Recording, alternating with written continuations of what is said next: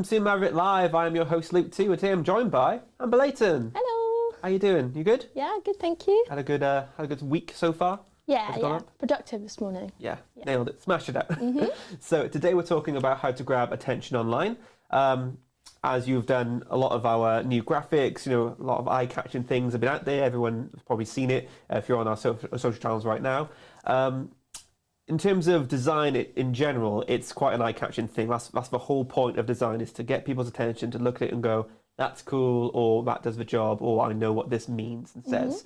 What would you say is your number one rule for grabbing attention online?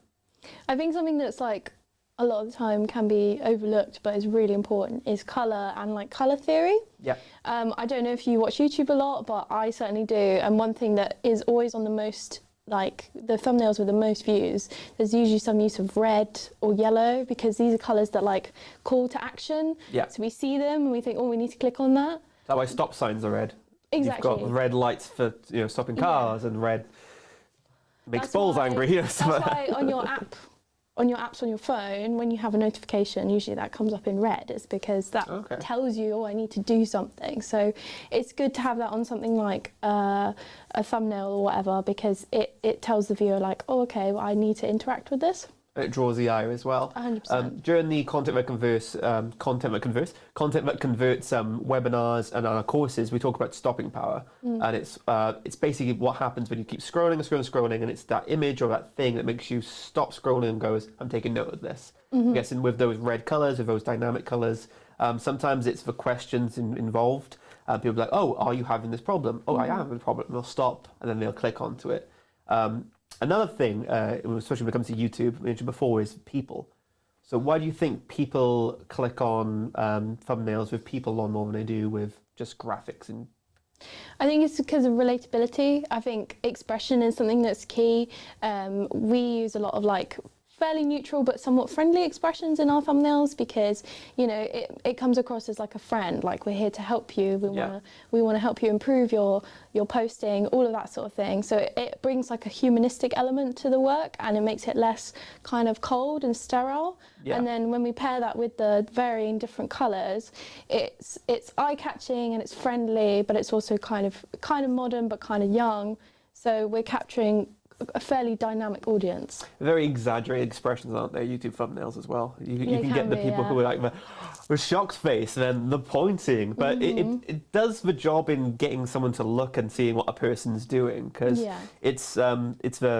because it's a person doing something. Okay, I want to see, what's this person all about? Why is this person? Usually they're doing something silly, or usually the video has nothing to do with what the person's expressing about. Like, oh, I can't believe I bought this, and it would be like they're shopping. It just gets people's attention. But that like click through, that action, that's the first thing that someone's going to do or see when they're around, your world. If you don't grab their attention at all, then they don't see your content. Exactly. Even if it's a video. Like you said, they're not going to stop. They're not going to click. So what do you feel is the most attractive form of media in terms of design-wise? Do you think video design or thumbnail design or graphic design, what's your medium do you think would work best for grabbing attention? It's probably what a question. So no, it's okay. I think video is great, but the problem with video is that I think it's harder to sell on video, because people automatically think like, oh, this is an advert that someone's peddling to me, and you get that on YouTube, the advert comes and you think, oh, I just want to watch this video. So I think video can be great, but with video it's really hard to get people to stick around unless it's something they're really interested in. Whereas I think with like flat media like 2D, if it's an image, you see it, and you can just stop, and then there's no time there. Yeah, so it's their choice to view the content. Exactly, then. You can pick if you want to stay or if you don't. So I think having it just still image is the best, and then depending on what you do with it, you can obviously get more attention. So a lot of these social media channels adapted to having thumbnails for their videos, and then if you scroll over the thumbnail, or if you scroll and you stop, then the video plays after that. And also with a lot of videos, some they start with no audio altogether.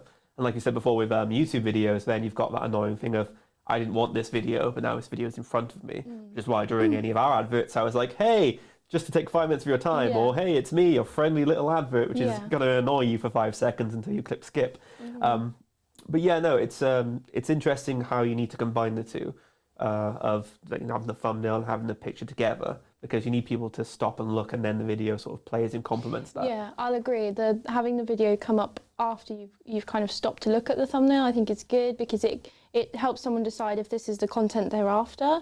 And then if it is, they might click, they might see, and then when the algorithm works, obviously you're taken and shown another video by this person, and they can decide if this is content that they really like. So it kind of draws you in, and it makes it a lot more interesting. Yeah, the world's a slave to the algorithms. So you've got essentially, if you have any form of interaction with a post, you're going to see that in recommendations over and over again. You'll see a very strong use of that on YouTube. If you search for a video out of the blue and you click on it, in your recommendations for about a week's time, you're going to have every single thing. Funny insight into my life, I was watching the New Zealand version of Taskmaster, and I really like one of the contestants called Guy Montgomery.